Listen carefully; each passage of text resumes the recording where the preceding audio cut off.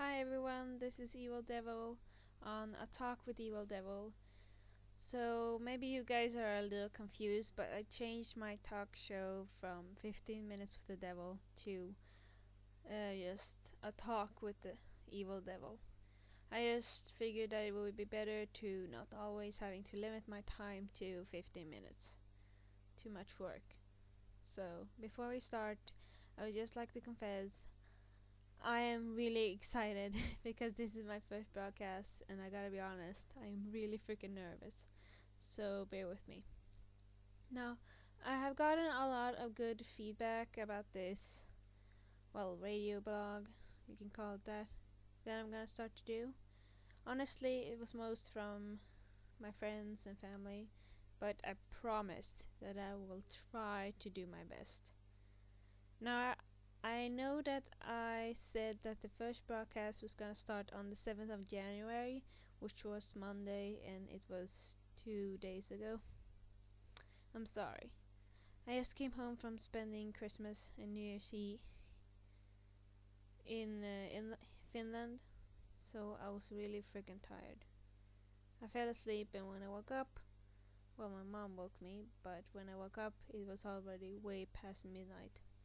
Sorry. I hope you can all forgive me.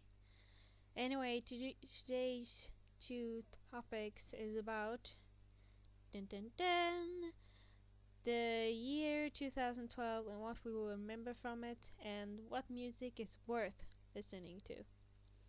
Now, as most of you know, I have actually already given out a few, let's just call them teasers. And in one of my teasers, I have mentioned how I, Evil Devil, will remember this year that has passed, 2012. I think everyone will remember those horrible tragedies. You all know what I'm talking about, right? Yes. The invention of the LMFAO song I'm Sexy and I Know It. And who can forget the absolute horror that is the release of Opta Gangnam Style.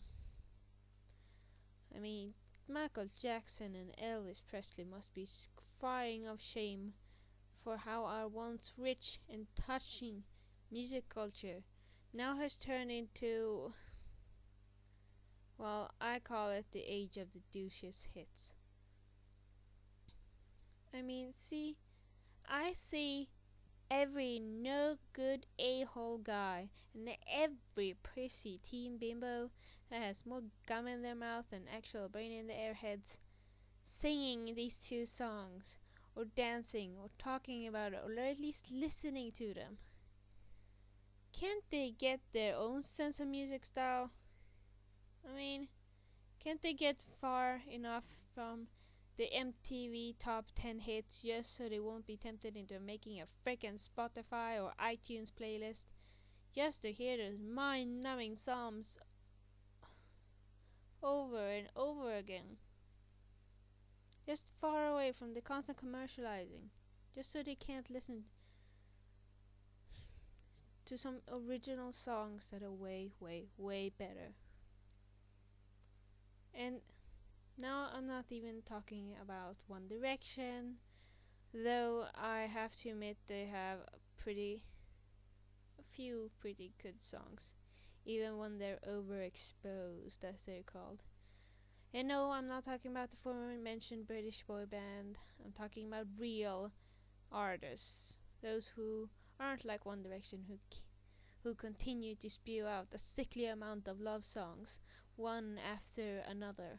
Ugh. Those who aren't LMFAO and encourage their fans to drink and get laid, thereby I'm pretty sure they have helped spreading STDs all across the world.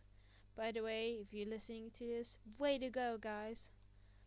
I'm not even talking about the damn Asian guy that came up with the song Opta Gangnam Style, that frankly is about, gibberish. It's not even a real song. It has no meaning whatsoever.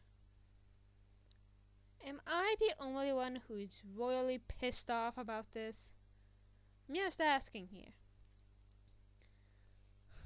But my point is that songs are classics, And they're from such great legends as Elvis the King Presley, Whitney Houston, Michael Jackson, Jimi Hendrix, a rock legend by the way, Frank Sinatra, John Lennon, Johnny Cash, Ella Fitzgerald, love her by the way, Elmore James, Muddy Waters, a pretty big name in jazz, people. Tupac, love him by the way. And my personal all-time favorite, Stevie Wonder. My parents met and fell in love to his song Wonderful World. And for all of you One Direction fans, Harry Styles did actually audition on the X Factor with Stevie Wonder's song Isn't She Lovely? And I love that song. I'm not crazy about him. Mostly because he's a few bimbo ex-girlfriends away from being a total man whore. Or man slut. Or man something. Anyway, there's also the bands that are classics, by the way, like Kiss, Poison, Riot, The Beatles, which coincidentally is exactly what One Direction is being compared to. I think it's just because they're British, actually, and people just can't remember the last British frickin' boy band that actually existed, which was probably like a second before One Direction was made. I mean, there's a lot of boy bands there. And, well, it's not really accurate because I'm pretty sure that is Niall is the blonde one in the band, and he's Irish, so it can't really be the Beatles if they're not all of them are British. Well, I think he lives in England, but is from Ireland. I think. I'm not sure. Anyway, then there's Whitesnake, which most people don't really like, but I think they have a good few great songs, and Guns N' Roses. Actually, it's one of my all-time favorite classic bands. There is also a lot of listen-worthy people that are more, well, not classics just yet, like Green Day, Radiohead, Coldplay, The Poodles, who actually are more known in Sweden, I think, and so many others that I can't really mention right now. Wow, this has taken a lot of time. I guess I will see you all tomorrow with a brand new broadcast. Yay! Hope you liked my first broadcast and don't hate my guts right now.